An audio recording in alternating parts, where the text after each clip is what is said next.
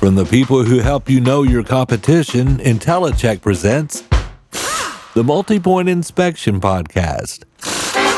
The Multi-Point Inspection Podcast brings you news and stories from the automotive world told in an informative and entertaining way.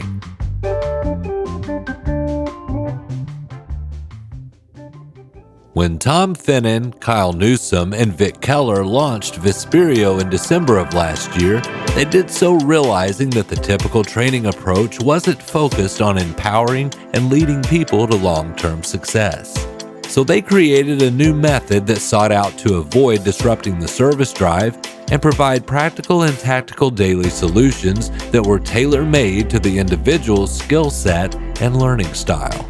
The guys spent a year developing a people-first solution to the shortcomings seen in many training courses today, making sure that every detail was just right before delivering Visperio to the world. Well, it's the little things. It's the little things that add up. It's the same thing within our training. It's the small details. It's the little things that add up to big things. You know, we're trying to move little boulders. Tom's got a great thought process in saying about pebbles versus boulders, but the reality is that it's all in the detail.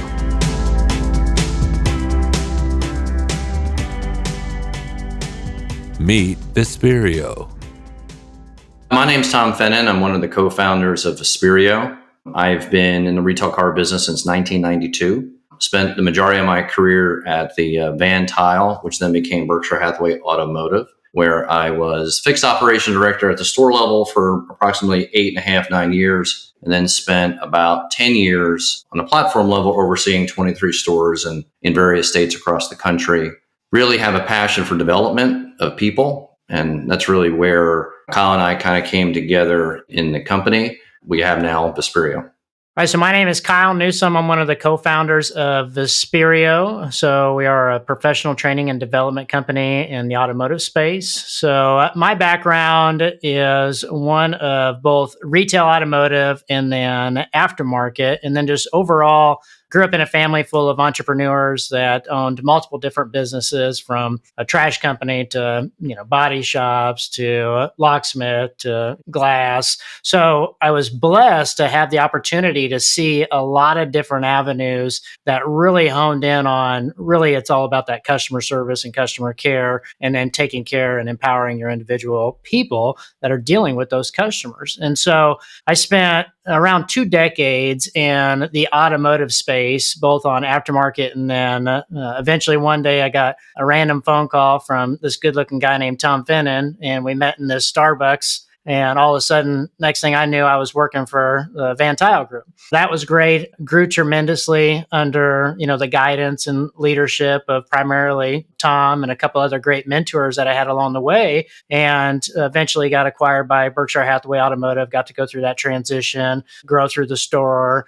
Then in 2023, Tom and I got together and decided, hey, this is a great time. Let's do something, right? We're ready to do something together. And we've spent roughly about a year, it has been a year, building what you see today as Visperio and delivering that customer service and really that people focus, which is where our difference is, right? We focus on growing and developing the person. The numbers are going to come. The math is going to come. The increase is going to come. That's the easy part. What really gets us there is developing and growing the individual people to really empower them to break through those limited beliefs that they're often stuck in, right? And so that's a little bit about why we started the company and what got us to this point today. And we're just growing, and we love it. So what was the impetus that caused Tom and Kyle to try to do something different with Visperio? Yeah, I think, being inside of the stores for so long, really the why of why people are actually doing things throughout the store, I think it is the biggest gap. So for instance, we're an industry that loves reporting. We love KPIs. Sometimes we even weaponize, some of the information. We change pay plans, we add things, we take things away. And at the root of it, we don't focus on the foundation of kind of, why am I doing these things? Okay, well, I have this report, I have this information, it says I'm red here.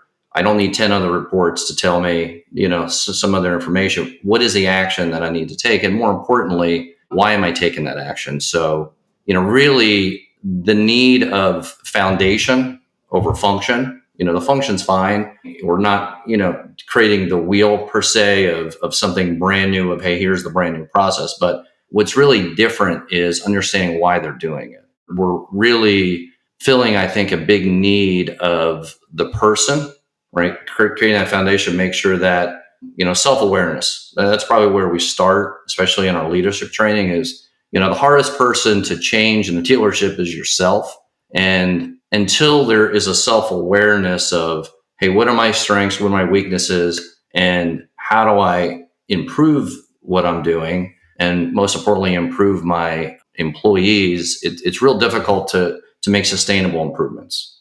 We see a lot of improvements by fear, right? Hey, if you don't do this, this is what's going to happen. And that creates short-term results, right? That'll work, but that's not really what we're about. We're about sustainable building foundation, making sure that people can kind of run with the information they're given and actually do other things without necessarily having, hey, here's a template to do that. Yeah, there's a lot of fantastic trainers out there, great programs, right? We've been through them. We've been fortunate enough to be in it long enough that we've been through a lot of these. But it gets down to the question, and Tom always likes to say, well, what happens when they leave? Right? What happens when that person leaves? And a lot of times that's where you get the disengagement. It's not that customized to the individual training and feel. And so, you ask, what did we experience? What got us to this point that made us take this big leap, right? And it really came down to that scenario of what happens when they leave, right? Is one, we fight that battle of having some sort of tool that I can fall back on as an individual in a dealership. If I'm a leader, if I'm a service advisor, fixed operations director over multiple stores, what tools and resources do I have that I can easily go to and access and continue growing and developing? And then the other side of that equation comes down to, what does the training really mean to me? Am I a seasoned advisor that's been in the game for 10 years, right? Or am I a 6-month advisor that just kind of got into the game? I'm a little excited. I think there's a big opportunity here. And is the training tailored to me, or am I just getting kind of the overall generic training that everybody else is getting, regardless if you're the 10-year guy or the 6-month guy? Typically, you're getting the exact same message delivered in the exact same way. So it's not tailored to the individual. It's not tailored to that individual's learning style, which is very important, right? Because we all learn differently. I might be a visual learner. You might be a hands-on, everybody learns a little bit differently. And so creating something that we take that people first approach again, right? I'm going to kind of hit on that again, but that's the reality. Is we really want to get to know the individual. What is their learning style? What's their current career journey and path that we can put them on to get them to whatever goal they're looking for? We always ask, what does success look like to you? Well, we really want to know, like, hey, if we look back in 90 days and we say this is a massive success, well, what happened? And so it's just taking all those little factors and then building upon it to create what we've created for the individual.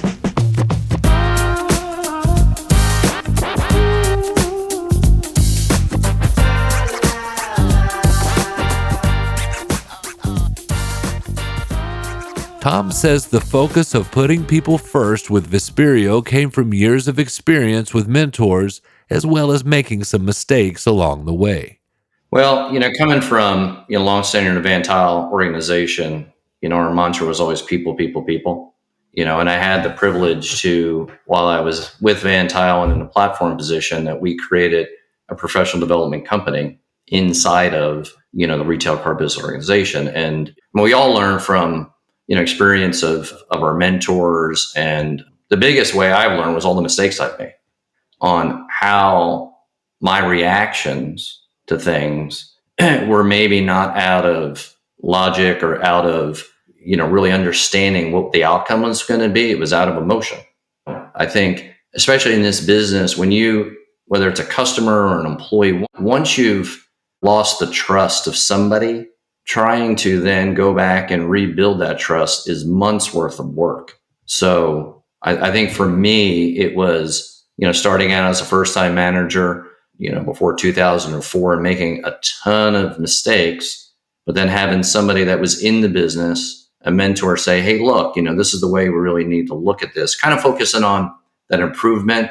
Hey, let's look at kind of what happened, but let's not just totally get consumed into why this didn't work out. But let's look at the next thing. And hey, this is the things you need to think about. And it was really just over the 30 years learning it.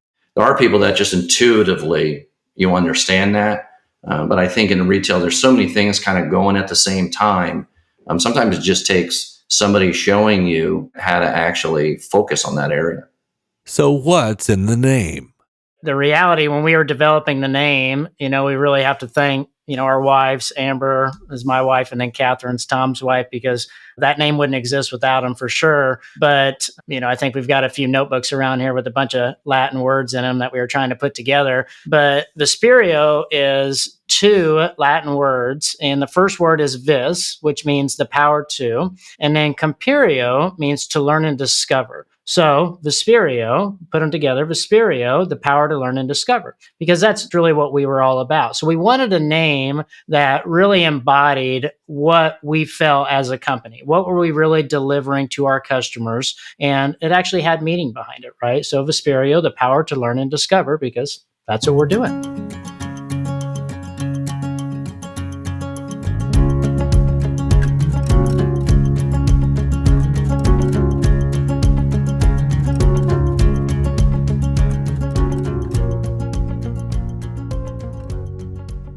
So who needs Visperio?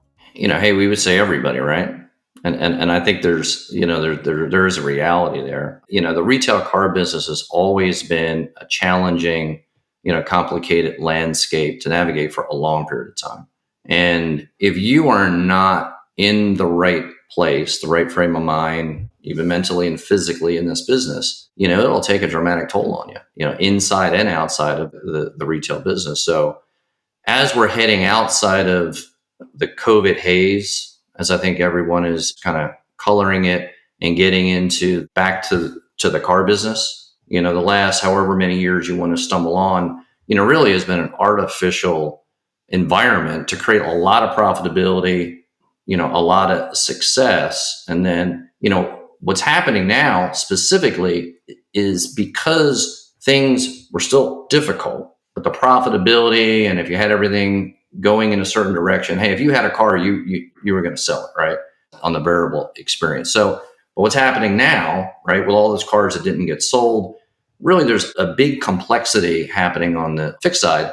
And if your success wasn't derived at a really good foundation, really good processes, kind of driving a narrative, not letting the narrative drive you, well, then you're in position to win. But what we find in a lot of cases is now there's a lot more pressure on the fixed side, right? We're not interested in making less money than we were from a dealership level. It's always been important, but now we're tripling, quadrupling down on it. And there's a lot of pressure, on these guys and gals on how to perform. There's a lot of first-time managers. We run into a lot of, hey, this was the best advisor, now I'm the manager or a shop foreman. There's a lot on their plate now that maybe from the second chair or from, just casual conversations in a different role didn't realize, because when you're the last person, that creates a certain amount of pressure. And so I think for us, really could not be a better time on the development of the person, really understand the foundations, the way things work, but most importantly, how to keep your team engaged, how to retain. I think that's the big number or big topic, really. You hear stores say, hey, we need more of this. We need more technicians, which is true. Right, 100% true. Well, what happened when you look at their turnover, and it's 58%? You had technicians. So what happened to those technicians? Really building those sort of internal foundations of, do we have genuine recognition? Do we have career paths? Do we have objective review process, especially with technicians, right? Do I know how to make the next rate? Do I have a training schedule? Am I getting invested in training? Those are the things when you really look at a person trying to develop a career at any business, that's what they value. Hey, the money has to be there, right? Right. There has to be fair pay. But if you're not investing in my development, you're not empowering me or trusting me with learning the next thing, if I don't feel that I'm genuinely being recognized, which is a lot of conversations around that, you have attrition. And so I think right now, more than ever, having training and development needs to be a must-have. instead of a nice to have, as it usually is looked at. And to Tom's point about all these newer leaders coming on board, and we call them accidental leaders, right? Because, odds are that that's kind of what ended up happening. And we see it all the time. But just from my personal experience, going back to just starting and getting into those leadership roles, if I could have had something, tool, a resource to go back to and utilize as a young leader, probably would have avoided quite a few mistakes that I made, right? Or at least I would have got there a little bit faster, right? I paid for it over time, but if there was a way that I could kind of get on an expressway, get there a little faster with some tailored training and guidance and mentorship, well, what a great resource to have, right? And so we look at it as multiple avenues of, who needs Visperio? Well, it's really who needs professional training and development, and like Tom said, it's really everybody, right? Because another avenue of that is, let's say that a store is doing pretty well, like they're doing okay, they're hitting some KPIs, everybody's somewhat happy with it, right? Well, what typically happens with those type of stores is they kind of get ignored on that further growth and development. And so it's just like any business, any person, it doesn't really matter. It's not specifically automotive because it's everywhere, but we have somebody that's performing at an okay level that we're happy with, and then we just leave them alone, right? Well, then they kind of get disengaged, right? They wanted to grow. They wanted to grow and develop. They want to do more. They want to make more money. They want to have a success. They want to grow. Everybody wants to grow, and they want to be towards that top of that leaderboard. That's just human nature, right? But eventually, if nobody's paying any attention to me, I'm not getting the growth and development that I really desire. Nobody's asking me any questions every month. They just assume that I'm happy as, the number one, number two advisor. They assume that I'm happy with my paycheck and things are going good because maybe I'm not a squeaky wheel, right? Maybe I'm not speaking up, and maybe I'm not getting asked from my leadership team, how things are going. What are my goals? Am I really sitting down as a leader with my individuals and having genuine one-on-one conversations every single month? Maybe it's 2 times a month. At least do it once a month. That's what we kind of plead. Like, please sit down once a month and have a genuine conversation with your individuals. You'll be amazed of what comes out of that 5-minute conversation. Sometimes it's a 30-minute conversation. But having that genuine touch with every employee, it's going to pay off tremendously in the long run. Kyle and Tom sent me an onboarding box that goes out to the partners that work with Visperio, and I was blown away by the customization and attention to detail put into this box. The thought that went into this is second to none, and according to Tom, this degree of customization is critical for the busy clientele that sign up for advanced training. Onboarding is clearly a huge opportunity in every business out there, but let's sticking to automotive, right? Onboarding is huge. What are we setting the expectation for? What are we providing the individual as tools for success? So what you have there is one of our onboarding boxes that would go to a client. So if you're a leader in a dealership and you sign up for our leadership training, you're going to get a custom onboarding box tailored to your training. It'll have obviously some handwritten notes in there. It's going to have access to the online training LMS. It's going to have a complete training manual that goes with the online LMS. And it's also going to have a 90-day accountability journal. So everybody that's on our program, we have customized 90-day accountability journals. And they take you through step by step what needs to happen every day. How do I pick one specific objective? We call it an ultimate objective, right? Hey, over the next 90 days, I really want to accomplish X. And then we take that X and we break that all the way down, because we often see when we get involved in leaders, fixed ops managers, service advisors, anybody, we go back to, hey, what does success look like to you? What is your goal? We need to identify a goal because we have to have something we're going after, right? And one of the common things, of course, is everybody, the easy out is, I want to make more money.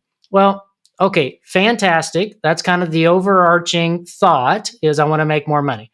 What does that mean, right? Because that's certainly not a goal. And so then come to find out, well, hey, I want to sell $20,000 more or $100,000 more for my store, whatever it might be.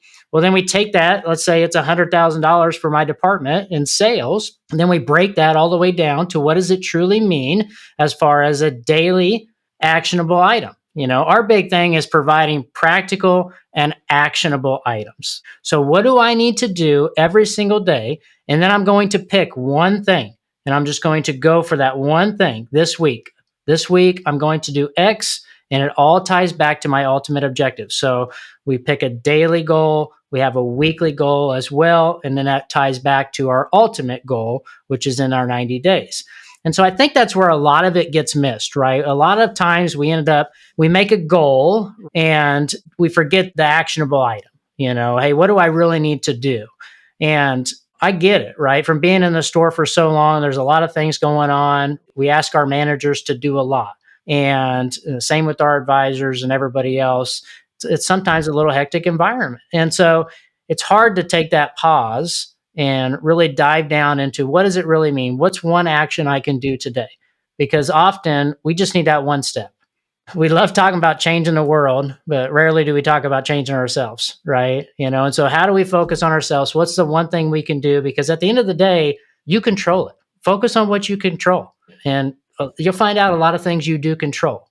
And so everybody gets a custom onboarding box. That way you have the tools and the resources, gives you all the access. And then the first thing that we do with any new client is we have a one-on-one onboarding session with that individual. By that time, they have their box, right? So we can go over their tools or resources. And then we have a one-on-one onboarding with that individual. And that's where we learn a little bit about them, right? We're not diving deep into KPIs and things like that. That comes, 3 calls in, right? Later down the road, because I really need to know you first. Like, hey, what does success look like for you? What are you experiencing? What are you seeing? I need to kind of get to know the person a little bit before we start training that individual within our company. And so onboarding is a big deal to us. We obviously do it internally, and we want to make sure that when we onboard a new client, the experience is world-class. Yeah, I think the impact is trying to have a professionalized experience for the people that are taking the time out for training, right? They're spending what would be additional time throughout their day to do development, which is real difficult in our business. And a lot of it is we're out of energy. And that's the thing with general training at the dealership is the consistency or the times to do it, either before we start with customers or after we're done. So 6 in the morning or 7 at night. And when you do that, you have a very limited time. Your energy level, if it's after work, they've already been there for 10, 12 hours. And then we're going to spend another hour, although intention is good, it's valuable. Hey, we're going to, start training on something.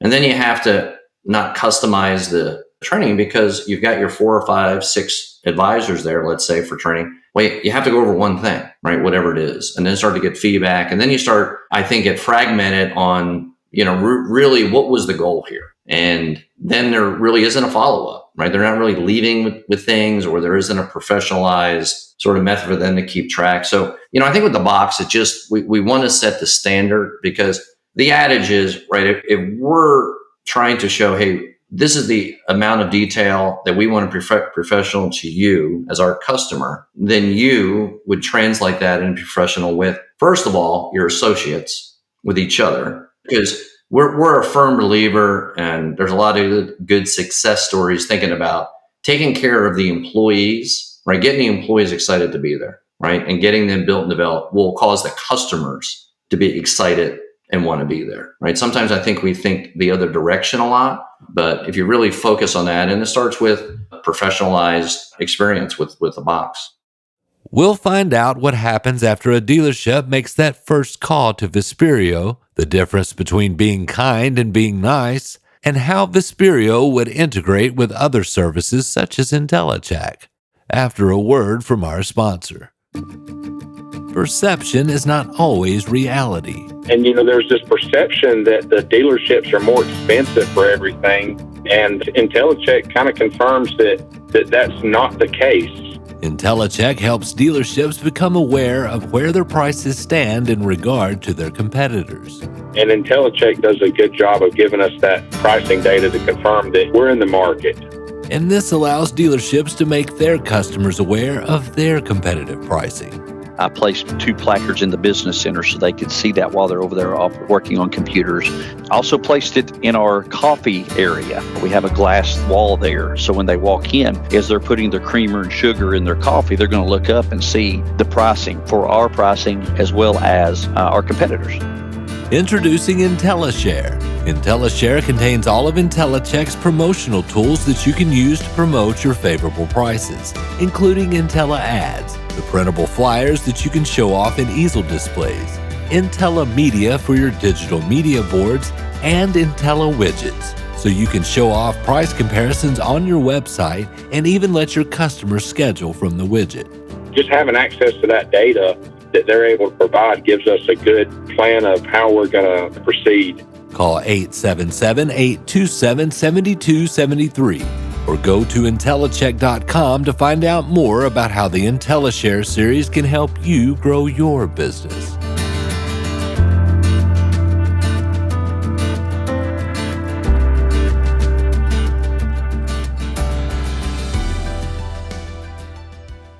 So a dealership calls up Visperio interested in advanced training. Then what?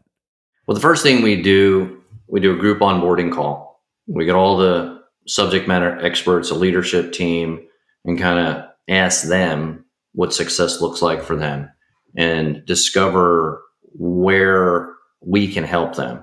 And then fast forward, once we engage in training, we initialize the sending out of the onboarding boxes that's customized to either a manager or a service advisor. And we send them to all the managers. So even though, let's say their initial area is service, when we do leadership training, it's for all the managers in the fixed operations department because they all obviously work together, parts and service, and anything that we do that involves both entities are going to be involved. Hey, we may focus a little bit on the service side in the initial and kind of get through some of, really what needs to happen. But once it starts involving other departments, hey, let's get those departments all together and let's have a conversation. So we start the initiation of the box. Then we send out our individual onboarding calls. So even on the manager training, for instance, if we had the initial conversation, we're going to have another conversation independent of that group setting. And then from there, we set the customized training journey. So we have 100 plus video library that are online that is not linear. And what we mean by that is a lot of times when you're getting on a training website or a training online video, you have to go from here, and here. Well, we're going to find that their need is to be, let's say, in this section. But if they see another area that they're interested in, we don't want to stop them because it's all about encouraging the learning experience. So we don't want to douse that down. So they get access to the online training. We don't get them in that program until we have a one-on-one call because we want to kind of explain to make sure they understand their logins, make sure they have everything they need, and then we set the training cycle. Once we do training, every time we do training, we record them all. So we give them a recap of, hey, here's what we're working on. Here's kind of your homework for the next training. And because we record them all in video form, if there's an opportunity or a moment that, hey, you nailed this piece of what you're trying to learn, we want to reinforce it and send it to them. Or if like an advisor training, we have this a lot, is the light bulb then turns on. It's not the first conversation. It happens a lot, which is okay. But it's the second one or third one. All of a sudden, wow, okay, I get it. I applied it last time. I really, really had a big win. Well, we have that recorded.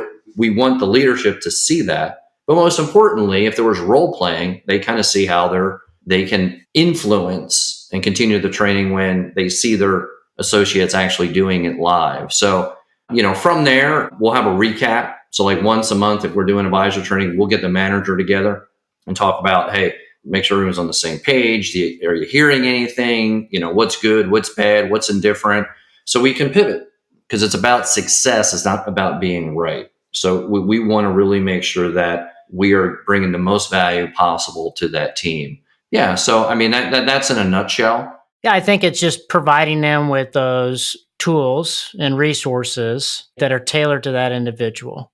We have a complete online resource library as well that goes with the curated content that dives deep into really the practical actions that happen every day. Because a lot of times when you see video training content is sometimes a little tough to watch. Like we've all been through some video trainings and they get a little dry sometimes, right? Well, oftentimes they're 15 minutes long. So I don't know if you're like me, but if I see a squirrel, I'm probably running over that way, right? And so our videos are really down to the practicality of what you see every single day. So they're 3 to 6 minutes on average. They're very digestible in an instant because our big thing is we really want to train without disruption. We never want to have that disruptive model to where I've got to pull people off your service drive, right? And now I've got to figure out how I'm going to cover this shortage on my service drive while I'm still trying to do business. It's training on their time, your time, without that disruption. And so when we were creating all of our content, we wanted to make sure the videos were right to the point. We use smartboard technology. We just happen to use Vibe boards. And what we do is we actually work through problems on the Vibe board. So it's interactive training as well. It's real world experience. This is not us just talking in theory here. This is real world, what's happening. We'll put a repair order up on there and we'll go through RO architecture and tell you what happened here and really go through it one-on-one with those individuals in an interactive way, because in reality, that's how you learn. And it's most of us don't learn by just watching a video and then I can all of a sudden just go do it. No different than a leader that now all of a sudden he's got the title of a service manager. We just expect him to know what a service manager is supposed to do, which is a little bit of what happens. Just because I have the title doesn't mean I know what to do. And so a lot of that with that training academy, I think that's a lot of the big points. It's training without disruption and providing the real world actionable items that you can do, coaching through those moments. I think that's the biggest deal.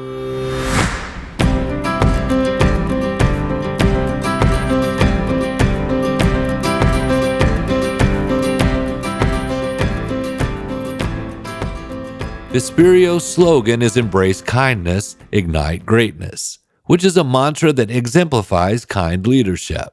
So I asked Tom and Kyle about the difference between being kind and being nice. Really it's the basis of accountability, but accountability the right way. I always use the analogy that if you see somebody after lunch and they've got a little something in their teeth, you don't say anything because you're trying to be nice. They walk around all day long with this parsley in their teeth, right? Instead of being kind and saying, hey, you got a little something in your teeth, because it's uncomfortable. But what was the kinder approach there, right? It was telling them that they've got something in their teeth instead of letting them walk around all day like that. Our company, motto, slogan, whatever you want to say, is embrace kindness, ignite greatness. And embrace kindness. What does that really mean? We practice kind leadership. We practice kindness in our leadership, in our training, in our company.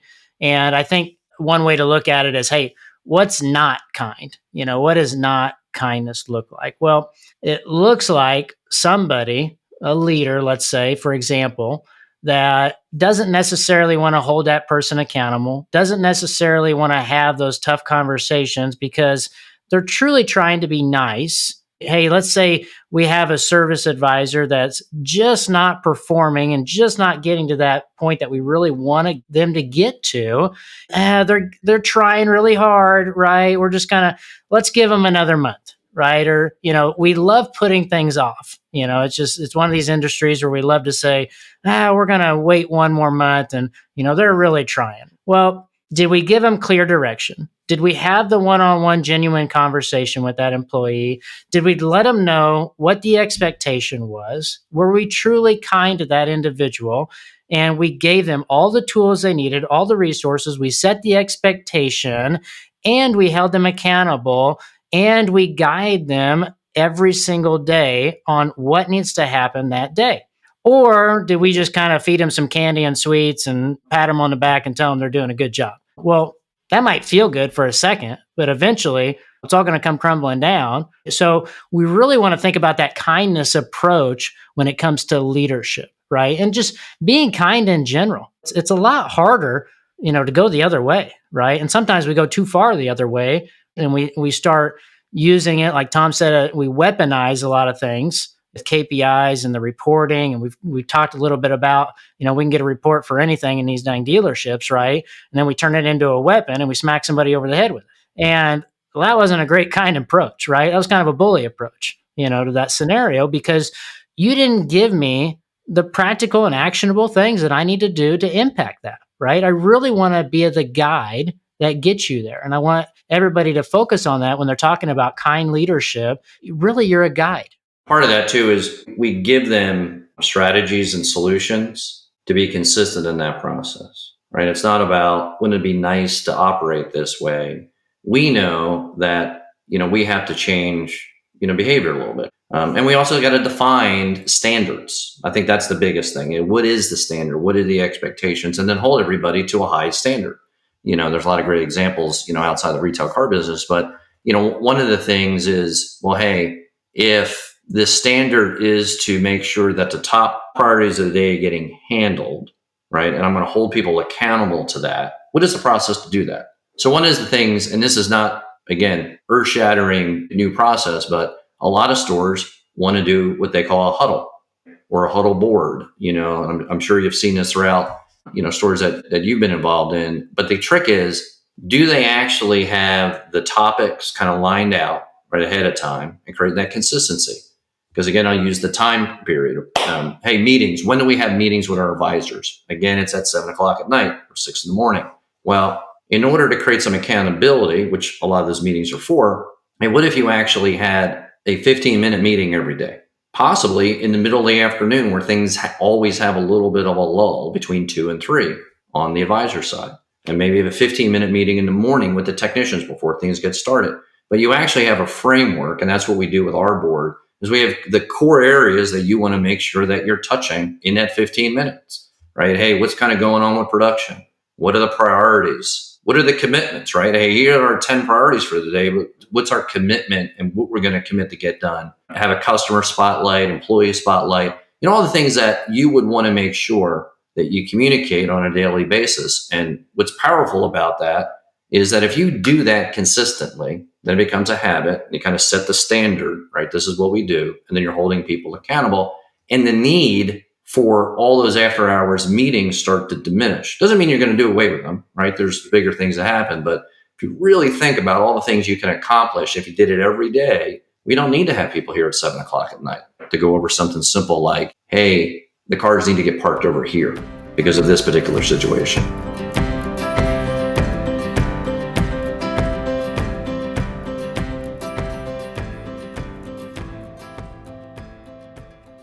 So how would Visperio be used in the dealership in conjunction with other services that fixed ops departments use, such as IntelliCheck?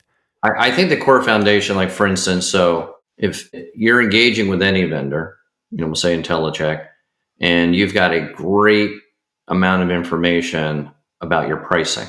You also got great information about what's going on your phones. Where the gap seems to happen a lot of times with the stores is, what do they do with that information from a training perspective? Do their staff even know? Like one of the greatest things about doing a mystery shop, especially from somebody outside of the dealership, right? This is a neutral event. It brings confidence to the internal employees that they're priced right, because that's the first to overcome. Do they believe you're too expensive? And then we need to hash that out. And that's part of the training. We're never going to give a recommendation to a customer off a multi-point inspection or a price if we don't understand the value ourselves. Because how are you going to convey that? And I think that's really the impact of when you have a great resource, like a market survey that's done for you consistently, when you have the ability to really get good, clear feedback of what the customer experiences when they show up. That happens a lot of times. We want to argue the feedback. Well, the feedback's the feedback. What are we doing to actually change the narrative so the feedback is what we believe is actually happening? Because it doesn't really matter what we believe. It's what the customer is perceiving that is the reality. So I think those foundational training opportunities with utilizing tools and reporting, those were, where you see really great information coming in. But how do we attack it? How do we communicate it? How do we use it for improving and educating our not only our customers, but, our staff, really. So we take that information, okay, that we were provided, so let's say IntelliCheck does a mystery shop for us, right? And now we know that I've got 4 different prices for an oil change, right? When I call the dealership, I'm being told 4 different things for a simple service oil change. Or I'm being told that I can come in tomorrow, but 3 of the people told me I can't come in till next week, right? There's just no constant communication. So now we've identified something. Okay, we've identified a couple different things that we now need to create a process, and it's a written process, right? Hey, this is our written process when it comes to creating an appointment. This is the tool and resource we use when it comes to pricing these services. So everybody has the same message. Now we can hold them accountable. And then we get into those coaching moments, coaching in the moments, right? It's, hey, what's going on right now? I just overheard Jimmy on the phone talk to Mrs. Jones and tell her that we can't get in until next week. Well, what do you do then, Tom? Yeah, I think it's that pausing before you react. And that's one of the areas we really try to work on. I mean, for me, that was the hardest thing, and talked about it earlier, is intuitively, I'm not a very patient person. Like, my natural tendency is not to be patient.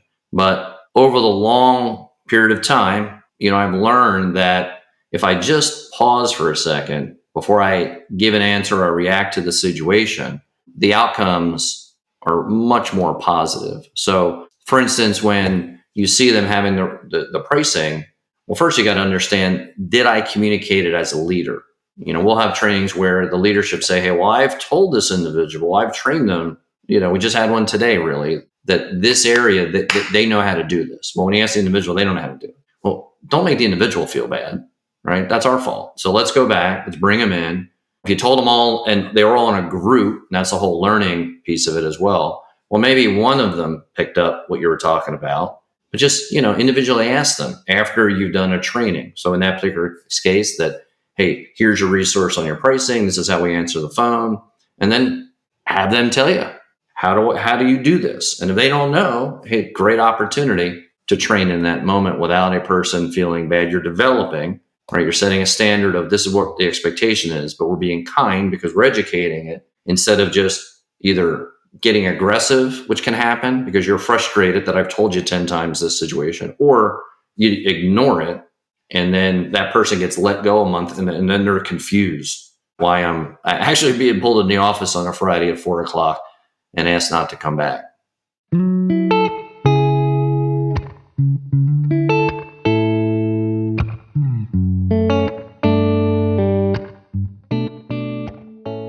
The basis of our training is that we try to make sure that we get wins right away, the right way, for the individual, to get them excited to want to do training, and understand that it's really at the core of self-development first, and making sure that that's how they're managing the rest of their employees. One of the things that we try to focus on is, if there's a fire in the kitchen, we're not worried about straightening the pictures in the living room. And what happens a lot of times in our business, there's a report that somebody's focused on about straightening pictures, and it gets us so wound up that we forget about the fire in the kitchen. That's really where we need to spend our energy and time. So we really try to calm that situation down and focus on getting the highest return on investment of your time, and then start building from there.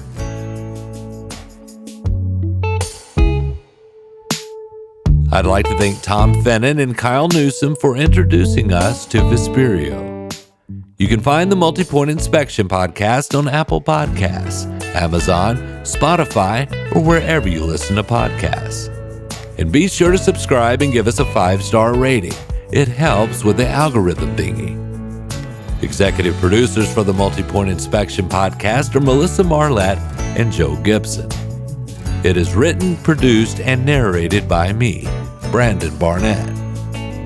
This episode's featured music is Waiting for You by Reveille.